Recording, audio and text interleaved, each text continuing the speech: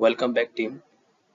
What should be the last minute preparation of ISO 27001? If we are involved to certify our organization in ISO 27001 and tomorrow is audit of ISO 27001 and external auditor is supposed to come, what are the checklists you should prepare one night before? Today's session is all about that particular discussion. So guys, let's begin this session. A summary checklist is presented in front of you where areas and key documents to verify, okay, before certifying the ISO 27001. So first point we need to check regarding regarding ISMS implementation is statement of applicability, that is SOA. What is this? A statement of applicability is a document required for ISO 01 certification that actually lists all the controls we have in 01 Annexure A controls. Okay. The statement of applicability captures how the controls are implemented and points to the relevant documentation on the implementation of each controls. That means how many controls you have in your organization, right, and how you implemented regarding all the details of the ISO controls list statement of applicability. That means how many controls are applicable over your organization, that should be listed in SOA. Second is access control. Access control means what is the process of giving and retaining of access regarding applications in your organization. Example, I have an application of payroll, right? So how many access controls are there, right? What is the what is the process of granting the application, plus how should I remove the access control once employee left your organization? So regarding all the steps and all, it's exist in the access control logs. SOPs, standard operating procedures, incident logs, that means how many incidents are logged, etc. It should be implemented here.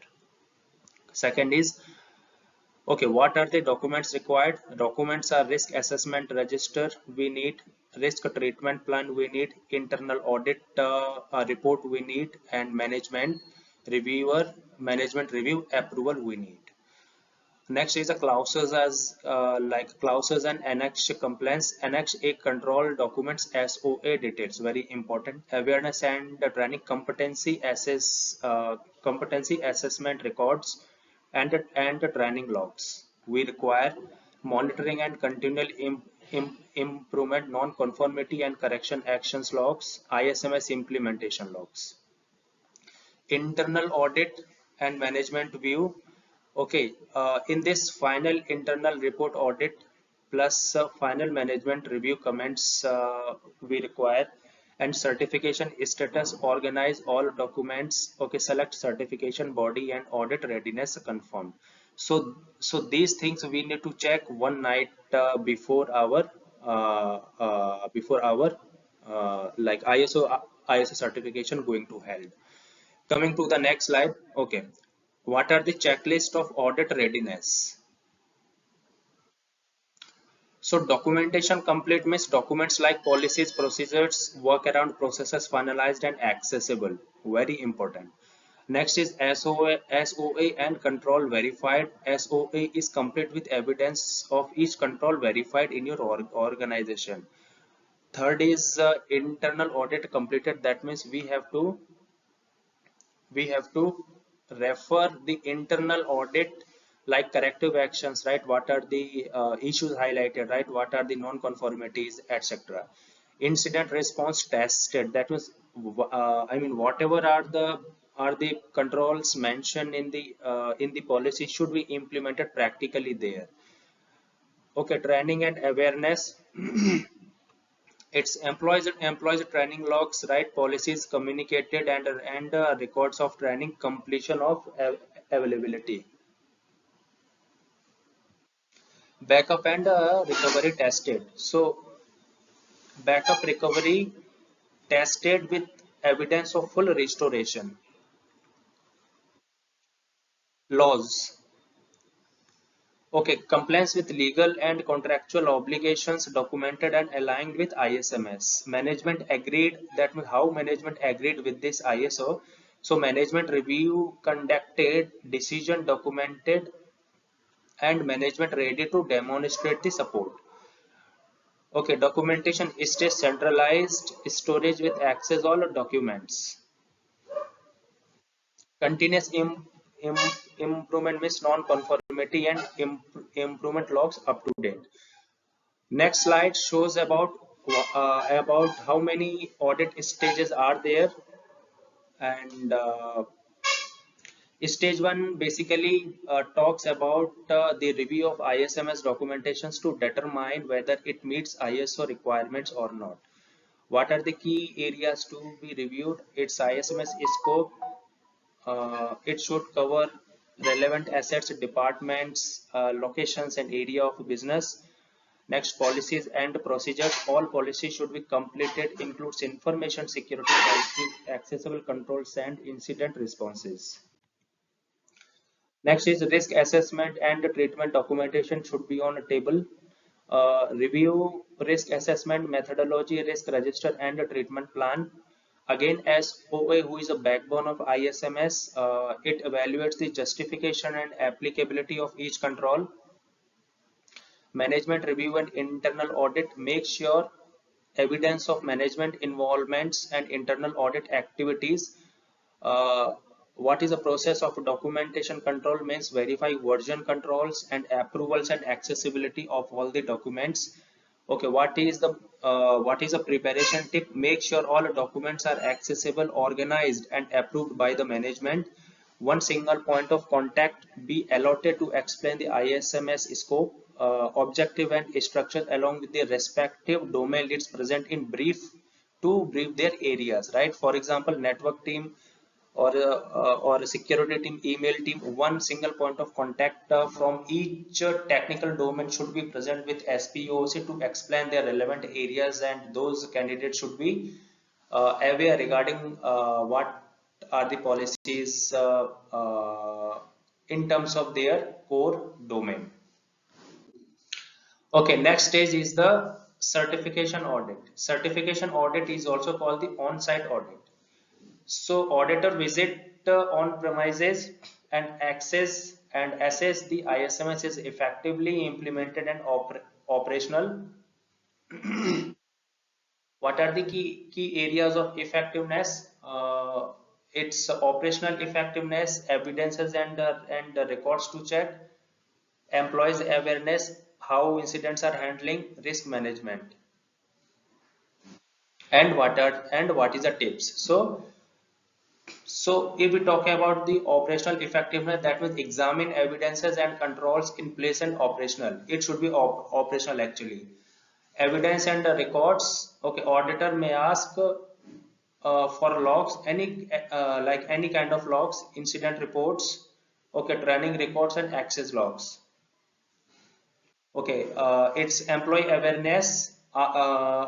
Like external auditor may ask any employee as well as to check their understanding of ISMS security policies and procedures, etc. Incident handling, they will review incident section to check how they are managed and documented and what is the process of resolution. Risk management, it's 100% should be asked by the employee. Uh, they will review the risk assessment process and the treatment sections with risk types, that how organizations are accepting the risk management policies, like what is the process of residual risk, appetite control risk, mitigation risk, or transferable risk. Okay, what is the preparation tips? Make sure key persons understand their roles in ISMS with familiar with relevant policies, as I asked in previous slides. Okay, now it's time of outcomes. Example, if external auditor visited and final review has been done by the external auditor, that means uh, how how external auditor I mean gives the comments and how organization to react.